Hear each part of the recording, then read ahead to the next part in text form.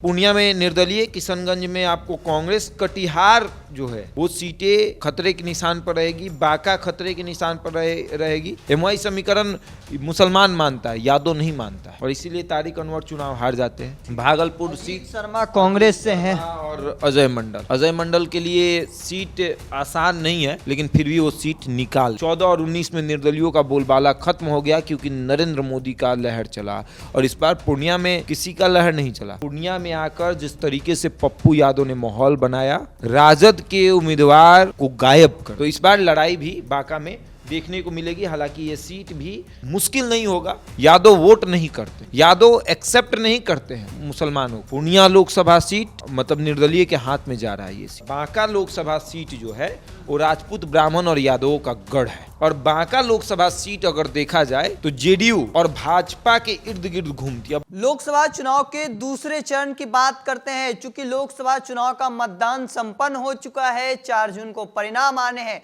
और उससे पहले हम एक एक लोकसभा सीट के चरण वाइज बात कर रहे हैं। शशांक पांडे अलग अलग क्षेत्रों में लगातार भ्रमण कर रहे थे। एक बार फिर से हम आपको बता रहे हैं, अलग अलग क्षेत्र में जाकर कड़ी नजर टिकाए हुए थे, किस लोकसभा क्षेत्र में किस तौर पर किस उम्मीदवार को वोट दिया जा रहा है। हम बातचीत करेंगे, चूंकि सीमांचल के क्षेत्रों में दूसरे चरण में मतदान हुई थी। किशनगंज, कटिहार तरफ क्या इलाका, कैसा मतलब क्या माहौल था उस साइड में सीमांचल? बहुत बढ़िया माहौल था, और सबसे बड़ी बात कि पहला चरण का हमने सर्वे किया, एग्जिट पोल किया, और उसके बाद अब दूसरे चरण का एग्जिट पोल हम निकाल रहे हैं। चरण वाइज तरीके से हम एग्जिट पोल दिखा रहे हैं, और जनता के बीच जाकर बातचीत करके, लोगों से जानकर, उनका मन टटोलने के बाद ये एग्जिट पोल बना रहे हैं लोग। हवाई नहीं। लोग अगर कोई कहे कि एसी के कमरे में बैठकर एग्जिट पोल निकाल रहे हैं, बिल्कुल नहीं। 2-3 महीने तक धूप में अपने आप को जलाने के बाद ये एग्जिट पोल बनकर तैयार हुआ है। पहले चरण को हमने दिखाया। दूसरे चरण के पहले नंबर पर किशनगंज की बात करेंगे। किशनगंज एक ऐसा लोकसभा सीट, जब बिहार की सारी सीटों पर गठबंधन अपनी लाज नहीं बचा पाई थी, उस समय किशनगंज की एक सीट ऐसी थी जिस पर कांग्रेस ने अपनी लाज बचाई थी। मात्र एक सीट जो कांग्रेस के पास थी 40 में से, उस पर मोहम्मद जावेद आज़ाद जो है वो कांग्रेस के सांसद वो चुने गए, सांसद बने। इस बार लड़ाई बहुत टफ है। 3 उम्मीदवार, तीनों मुसलमानों का एक गढ़ कहा जाता है। सबसे ज्यादा अधिक लोकसभा सीटों में सबसे अधिक मुस्लिम बहुल क्षेत्र है, और यहाँ पर जेडीयू के तरफ से मुजाहिद आलम जो हैं वो उम्मीदवार हैं। मोहम्मद जावेद आज़ाद जो है वो आपको कांग्रेस के उम्मीदवार हैं, और अख्तरुल ईमान जो है वो AIMIM के उम्मीदवार हैं। बिहार AIMIM के प्रदेश अध्यक्ष भी हैं। तो सबसे बड़ी बात कि यहाँ लड़ाई हुई, बहुत जोरदार लड़ाई हुई, और इस सीट पर कांग्रेस आसानी से जो है चुनाव निकाल लेती है। लेकिन इस बार कांग्रेस के लिए मुश्किल है, क्योंकि अख्तरुल ईमान अगर किसी का वोट काट रहे हैं तो वो वोट काट रहे हैं मोहम्मद जावेद आज़ाद का, क्योंकि मुजाहिद आलम के साथ वैसे मुसलमान हैं जो शुरू से अपने आप को भाजपा के साथ देखते हैं। अगर नहीं देखते तो 2019 में आप देखें तो वोट उन्होंने किया था, कुछ हद तक वोट हुआ था। 34,466 वोटों से इनकी हार हुई थी। लेकिन इस बार अख्तरुल ईमान आ गए, तो वो 34,000 वोटों तो काटेंगे ना। अरे 50,000 1 लाख वोट तो काटेंगे, तो वो किसका काटेंगे? वो काटेंगे आपको मोहम्मद जावेद आज़ाद का। हालांकि ये सीट कांग्रेस की थी और कांग्रेस की ही रहेगी, इस बार भी रहेगी, लेकिन मुश्किल वाला रहेगा। आसानी से नहीं निकलेगा, मुश्किल से निकलेगा। अब आते हैं कटिहार से। कटिहार में दुलार चंद गोस्वामी जेडीयू के थे। तारिक अनवर जो हैं वो आपको कांग्रेस के, पिछली बार भी इनकी फाइट हुई थी, दुलार चंद गोस्वामी वर्सेस तारिक अनवर। उसमें दुलार चंद गोस्वामी 57,203 वोटों से चुनाव जीते थे। इस बार भी वो सीट निकाल लेंगे। तारिक अनवर लगातार लड़ाई में रह रहे हैं, हर बार उतर रहे हैं, लेकिन आखिर क्या वजह है कि जीत नहीं पा रहे? बहुत वजह हो जाती है। सबसे बड़ी बात कि कटिहार में यादव वोट इनको नहीं कर पाते हैं। और आप कहीं भी देखिएगा जहाँ मुसलमान उम्मीदवार होता है गठबंधन के तरफ से, चाहे वो राजद का ही क्यों ना हो, यादव एक्सेप्ट नहीं करते हैं। यादव एक्सेप्ट नहीं करते। बिल्कुल नहीं करते। यादव, ये सच्चाई है कि जब भी राजद का या फिर राजद के सहयोगी, मतलब राजद जिस गठबंधन में रहती है और उसका सहयोगी दल अगर चुनाव लड़ता है, मुसलमान उम्मीदवार होता है, यादव वोट नहीं करते हैं, यादव एक्सेप्ट नहीं करते हैं मुसलमानों को। मुसलमान भले ही यादव को एक्सेप्ट कर ले, एमवाई समीकरण मुसलमान मानता है, यादव नहीं मानता है, और इसीलिए तारिक अनवर चुनाव हार जाते हैं। और इस बार फाइट दे रहे हैं तारिक अनवर, लेकिन उतना बेहतरीन प्रदर्शन नहीं कर पा रहे हैं। अब चर्चा करेंगे भागलपुर का। भागलपुर सीट शर्मा कांग्रेस से हैं और अजय मंडल। अजय मंडल के लिए सीट आसान नहीं है, लेकिन फिर भी वो सीट निकाल लेंगे, फिर भी वो सीट निकलेगा। अजीत शर्मा यहाँ से हैं, भागलपुर सदर से वो विधायक भी हैं, उनको लेकर विरोध नहीं है। लेकिन भागलपुर में अगर आप देखें तो वेश्यों की संख्या अधिक है, व्यापारियों की संख्या अधिक है। तो व्यापारी किसको वोट करते हैं? मोदी को, नरेंद्र मोदी को। उस नीचे देखते ही नहीं है। भागलपुर जब हम घूमने गए, भागलपुर में जब हमने लोगों से बातचीत की, अजय मंडल को लेकर विरोध खूब है, खूब विरोध है। लेकिन वो क्या कह रहे हैं, क्या वजह क्या है विरोध का? काम नहीं उन्होंने किया है। विरोध है, लेकिन वो कह रहे हैं कि देखिए हम ऊपर देख रहे हैं, मोदी को, हम नरेंद्र मोदी को देख रहे हैं। हम देख रहे हैं कि एक ऐसा प्रधानमंत्री जो काम कर रहा है।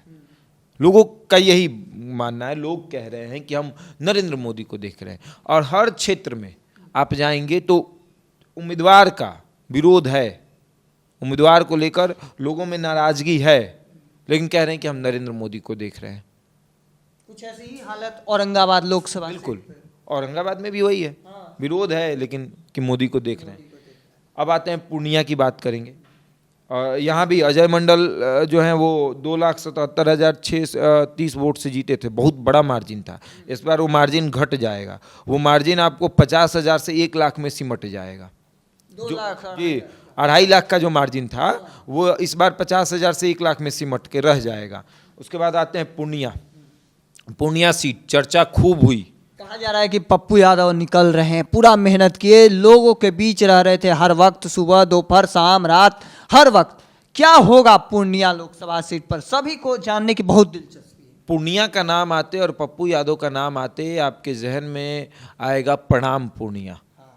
पप्पू यादव का एक कैंपेन प्रणाम पूर्णिया, प्रणाम मधेपुरा, प्रणाम सुपौल, और इस तरह से उन्होंने कार्यक्रम चलाया। पूर्णिया में जाकर वो थम गए। उन्होंने देखा कि आशीर्वाद पूर्णिया में ही मिल रहा है, मधेपुरा में नहीं मिल रहा है। मधेपुरा से वो चुनाव हारे, तो इस बार वो पूर्णिया में शिफ्ट हुए। सबसे पहले उनकी शुरुआत, राजनीति की शुरुआत अगर देखें तो वो पूर्णिया से ही लोकसभा गए थे। तो इस बार वो पूर्णिया में आ गए, और पूर्णिया में आकर जिस तरीके से पप्पू यादव ने माहौल बनाया, राजद के उम्मीदवार को गायब कर दिया। राजद की उम्मीदवार कौन थी? बीमा भारती को इसलिए पप्पू यादव ने गायब किया कि पप्पू यादव पूर्णिया से चुनाव की तैयारी कर रहे थे, पूरी तैयारी हो गई, लगातार 3 महीने से अपने आप को रगड़ रहे थे, पूर्णिया में झोंक दिया था उन्होंने। लेकिन उसके बाद उनको लगा कि अगर इंडिया गठबंधन से मैं आता हूं तो मैं चुनाव जीत जाऊंगा। तो उन्होंने बात किया कांग्रेस से। कांग्रेस ने कहा कि देखिए हम आपको उम्मीदवार तभी बनाएंगे जब आप अपनी पार्टी का विलय करेंगे। पप्पू यादव ने कहा ठीक है, मैं अपनी पार्टी का विलय कर देता हूँ। बिल्कुल, इसके पहले भी पप्पू यादव ने अपनी एक पार्टी बनाई थी, उसका विलय उन्होंने समाजवादी पार्टी के साथ कर दिया था, और पूर्णिया से ही चुनाव लड़ गए थे, जीते भी थे। तो इस बार उनको ये लगा कि इस बार भी विलय कर दूंगा तो हो जाएगा। पप्पू यादव अपनी पार्टी विलय करने से पहले लालू प्रसाद यादव से बातचीत करने आते हैं। बंद कमरे में तेजस्वी यादव और लालू प्रसाद यादव से बातचीत होती है, सब कुछ हो जाता है। पप्पू यादव चले जाते हैं पार्टी का विलय करने, पार्टी विलय हो जाती है। और उसके बाद क्या पता चलता है कि बीमा भारती जो जेडीयू से आई हैं, उनको टिकट मिल नहीं गया है, दे दिया गया, उसी दिन दे दिया गया जिस दिन वो जेडीयू छोड़कर राजद में आई, उसी दिन दे दिया गया। उसके बावजूद भी पप्पू यादव को भ्रम में रखा गया। और पप्पू यादव को लालू यादव ने क्या कहा था कि तुम अपनी पार्टी का विलय मेरे साथ कर दो और मधेपुरा से चुनाव लड़ लो, बेटे को भी चुनाव लड़ा दो। लेकिन पप्पू यादव को लगा कि नहीं, पहले अपने आप को सेव कर ले, क्योंकि कई देखा जाए तो दशकों से राजनीति से दूर है पप्पू यादव। तो अब चर्चा हुई कि भाई क्या किया जाए। तो पप्पू यादव ने कहा कि मैं पूर्णिया नहीं छोड़ूंगा, मर जाऊंगा पूर्णिया नहीं छोड़ूंगा। और पूर्णिया से उन्होंने पर्चा भरा निर्दलीय। जिस तरीके से पूर्णिया में माहौल पप्पू यादव ने बनाया, चर्चा 2009 की होने लगी कि 2009 में इसी तरीके से निर्दलियों का बोलबाला था। 14 और 19 में निर्दलियों का बोलबाला खत्म हो गया, क्योंकि नरेंद्र मोदी का लहर चला। और इस बार पूर्णिया में किसी का लहर नहीं चला। संतोष कुशवाहा को इस कदर डर लगा कि नरेंद्र मोदी की सभा, अमित शाह की सभा, नीतीश कुमार का रोड शो करवाना पड़ा था। तेजस्वी यादव तो पूरी तरह कैंप कर चुके थे। अपने उम्मीदवार को जिताने के लिए उनको ये कहना पड़ा, या तो हमको वोट दो, अगर हमको नहीं दे रहे हो तो समझो कि एनडीए को दे रहे हो, यानी पप्पू को भी दे रहे हो तो एनडीए को दे रहे हो। और ये शब्द जो है वो पप्पू यादव के लिए फायदेमंद साबित हुआ। यहां तक कि तेजस्वी का भी विरोध हुआ रोड शो का। बीमा भारती तीसरे नंबर पर चली गई। लड़ाई किसमें हुआ? संतोष कुशवाहा वर्सेस पप्पू यादव। बीमा भारती थी ही नहीं। अरे इनके अपने क्षेत्र में लोग इनका विरोध कर रहे थे। विधायक है रूपौली से, भाई इनका विरोध हो रहा था कि हर बार पाला बदल देती हैं, कभी राजद कभी जेडीयू, कभी राजद कभी जेडीयू, बदलते रहती हैं, एक साथ नहीं रहती है, कभी नहीं। तो क्या गारंटी है कि इस बार जीतेंगी तो राजद के साथ रहेंगी, फिर जीत के कहीं जेडीयू के साथ भाग गई तो? संतोष कुशवाहा अंत समय तक अपने आप को आजमाते रहे, लेकिन यहां पर संतोष कुशवाहा पर पप्पू यादव भारी हैं। पूर्णिया लोकसभा सीट इस बार निर्दलीय के हाथ में जा रहा है। ये सीट पप्पू यादव जीत, बिल्कुल ये सीट पूर्णिया लोकसभा सीट जो है वो निर्दलीय के हाथों में जाएगा। संतोष कुशवाहा पिछली बार यहां से 2,63,461 वोट से जीते थे, ठीक है। लेकिन इस बार इनके लिए मुसीबत है।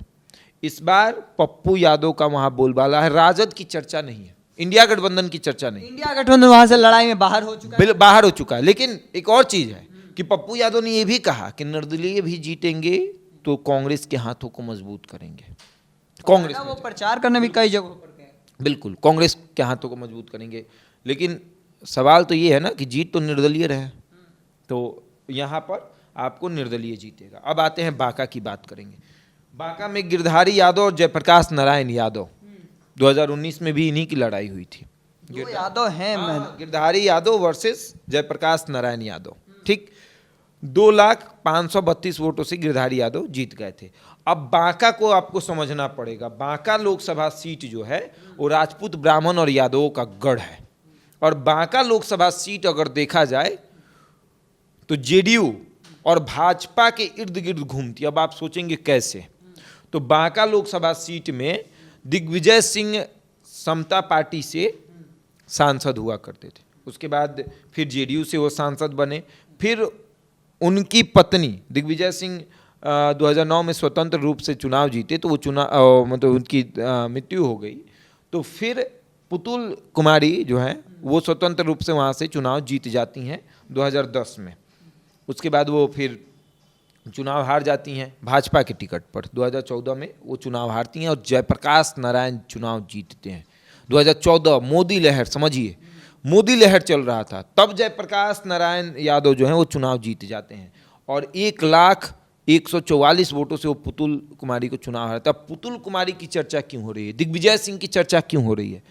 श्रेयसी सिंह का नाम आपने सुना है, सुने हैं, भाजपा की विधायक, जमुई से दिग्विजय सिंह की बेटी हैं। नीतीश कुमार के सबसे करीबी और समता पार्टी का गठन करने वाले, ये कहिए तो जेडीयू का भी गठन करने वाले, नीतीश कुमार के आसपास रहने वाले, नीतीश कुमार के साथ रहने वाले, वो दिग्विजय सिंह थे।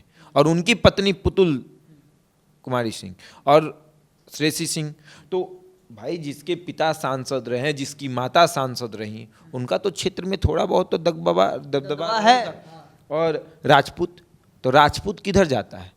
राजपूत आपको जाता है भाजपा की तरफ। ब्राह्मण किसको वोट करता है? भाजपा के साथ। तो राजपूत ब्राह्मण की आबादी वहां पर सबसे अधिक है, तो वो तो हट गए, वो तो बजाएंगे भाजपा के साथ। अब बचा यादव, तो यादव की लड़ाई यादव से हो गई, तो यादव लड़ गया, तो यादव में तो टूट हो गई ना, टूट हो गई, तो यादव का वोट ट्रांसफर हो गया, यादव का वोट ट्रांसफर हुआ, मुसलमान का वोट जो है इधर ट्रांसफर हुआ। तो लड़ाई बहुत टक्कर की है। गिरधारी यादव भी बहुत मतलब पावर के साथ मैदान में है। और ये भी अगर आप देखेंगे तो 1996 में पहली बार गिरधारी यादव सांसद बने थे जनता दल से। उसके बाद फिर 2004 में राजद से बने। दल बदलते रहते हैं, हालांकि हैं बड़े नेता। उसके बाद आए तो फिर 2019 में फिर जेडीयू से उन्होंने चुनाव लड़ लिया, और फिर अभी 2024 में जेडीयू उनको टिकट दिए है। तो इस बार लड़ाई भी बांका में देखने को मिलेगी। हालांकि ये सीट भी मुश्किल नहीं होगा, लेकिन फिर भी खतरे के निशान पर रहेगा बांका लोकसभा सीट। तो ये 5 लोकसभा में से आप अगर देखें तो किशनगंज, उसके बाद आपको पूर्णिया, किशनगंज, पूर्णिया, ये सीटें, पूर्णिया में निर्दलीय, किशनगंज में आपको कांग्रेस, कटिहार जो है वो सीटें खतरे के निशान पर रहेगी, बांका खतरे के निशान पर रहेगी। बस ये 5 सीटें में, 5 सीटों में 1 सीट कांग्रेस को जाएगा, 1 निर्दलीय को जाएगा, और 2 खतरे के निशान पर, और 1 सीट आसानी से निकल जाएगा। तो चलिए, जो जानकारी है सीमांचल के क्षेत्रों की दूसरे चरण का, वो जानकारी हम आपके सामने रख रहे थे। शशांक पांडे थे। जो 5 सीटें हैं दूसरे चरण की, जिसमें भागलपुर है, बांका है, कटिहार, किशनगंज, वो सीटें की जानकारी आपके सामने रखी जा चुकी हैं। हालांकि इसको लेकर आपका क्या मानना है कमेंट सेक्शन में रखिएगा। तब तक के तमाम अपडेट को देखते रहने के लिए द इंडिया टॉप देखते रहें। धन्यवाद।